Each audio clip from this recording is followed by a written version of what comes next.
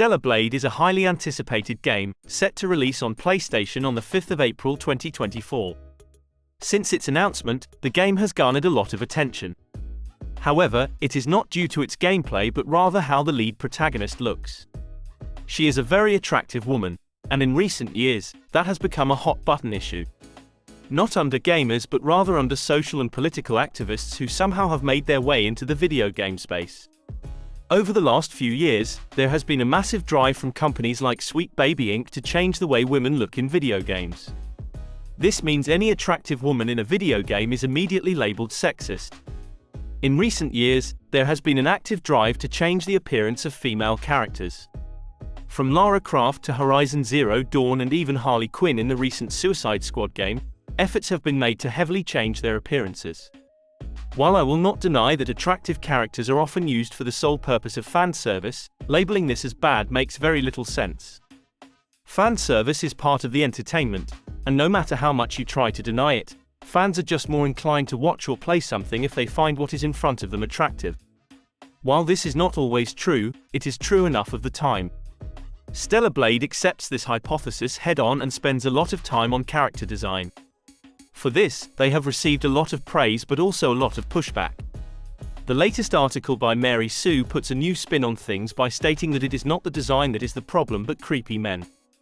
This spin is honestly quite creative, although also extremely deceptive. They first focus exclusively on the sexualization of women in entertainment. Of course, they ignore that men are also sexualized. This is true across music, movies, and games. If you want to argue that it is different because women get shamed for being sexual while men are praised, you might have a point.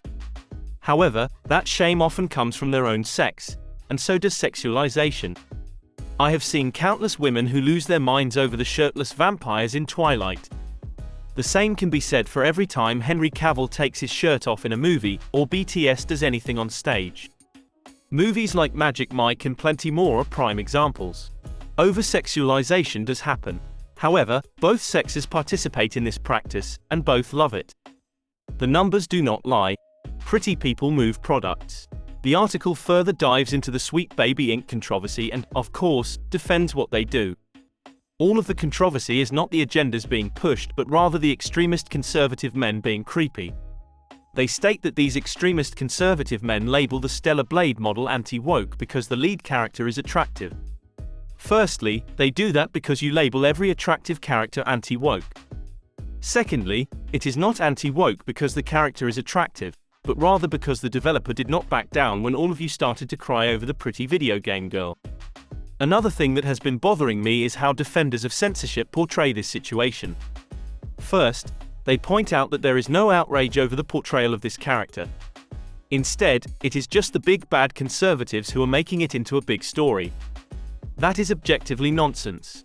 One Google search will prove that false. If that is not enough, then the existence of companies like Sweet Baby Inc. should tell you everything.